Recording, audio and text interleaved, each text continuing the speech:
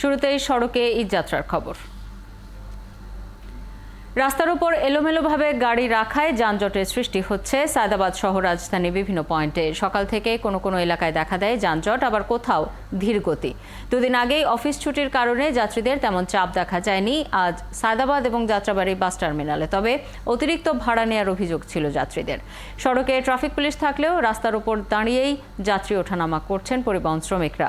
তারপরও ভোগান্তির শেষে নিরাপদে যেন বাড়ি পৌঁছতে পারেন সেই প্রার্থনা ছিল সবার।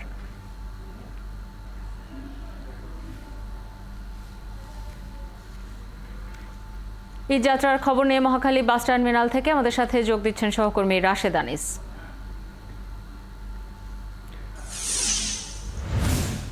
রাশেদ, বাস টার্মিনালে যাত্রীদের চাপ কেমন দেখছেন এবং এছাড়াও সড়কে তেমন যানজট দেখা যাচ্ছে না যাত্রীদের, এর কারণ কি?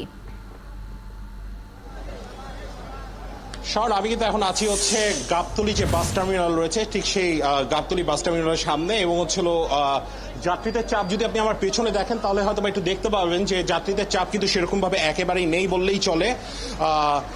আমি যদি বলি যে বাসগুলো কিন্তু একটু বিলম্ব করে আসছে, যে কারণে বাসগুলো বিলম্ব হচ্ছে। আমাদেরকে অনেকে অভিযোগ দিয়েছেন যে বাসগুলো 1.5-2 ঘন্টা পর আসছে। অনেকে আসলে অনেকক্ষণ ধরে অপেক্ষা করছেন যাত্রীরা। এটি ছাড়া ভাড়ার বিষয়ে যদি বলি তাহলে সেক্ষেত্রে শাওন, সাধারণত অগ্রিম টিকিট যারা বিক্রি করেছেন, অগ্রিম টিকিট যারা কিনে নিয়েছেন তাদের ক্ষেত্রে তাদের কোনো সমস্যা পোহাতে হচ্ছে না, কিন্তু নতুন করে এখন যারা আসলে টিকিট কিনতে আসছেন তারা কিন্তু অনেক বেশি পরিমাণে সমস্যায় পড়ছেন এবং তারা কিন্তু আসলে টিকিট সেভাবে কিনতে পারছেন না। তার কারণ হচ্ছিল যে টিকিটের প্রাইস কিন্তু আসলে অনেক বেশি বলা হচ্ছে। বিশেষ করে রাজশাহী রুটে আমরা যে বিষয়টি শুনেছি যে 500 টাকা যে টিকিট রয়েছে সেখানে কিন্তু আসলে 1500 টাকার টিকিট পর্যন্ত চাওয়া হয়েছে।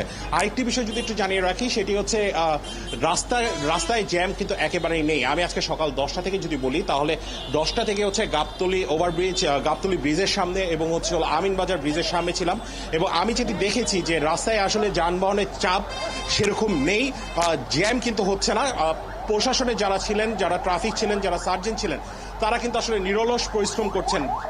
ট্রাফিক জ্যাম না হওয়ার পেছনে অন্যতম যে কারণ, সেই অন্যতম কারণের মাঝে অন্যতম হচ্ছে যে বাসগুলোকে কিন্তু আসলে দাঁড়াতে দেওয়া হচ্ছে না। তবে একটি বিষয় শাওন বলে রাখা ভালো, যারা আসলে কাউন্টারে টিকিট পাননি এবং হচ্ছিল যারা গাবতলী ব্রিজের সামনে বাসের জন্য অপেক্ষা করছেন তাদের কাছে কিন্তু আসলে চড়া দামই চাওয়া হচ্ছে। তাদেরকে প্রথমত বলা হচ্ছে সিট নেই, এবং হচ্ছিল পরবর্তীতে তারা যখন হচ্ছিল সিটের আশায় কথা বলেন তখন কিন্তু আসলে তাদেরকে বলা হচ্ছে 500 টাকার টিকিট আসলে 1500 টাকা দিয়ে যাওয়া হচ্ছে। যদিও প্রশাসনের সাথে এই বিষয় নিয়ে আমি কথা বলেছিলাম, প্রশাসনের পক্ষ থেকে কিন্তু এই বিষয়টি পুরোপুরিভাবে নাকচ করা হয়েছে। তারা বলেছেন টার্মিনালের টিকিট টার্মিনাল থেকেই আসলে কেনা উচিত, তারা যেহেতু হচ্ছিল এখান থেকে কিনছেন।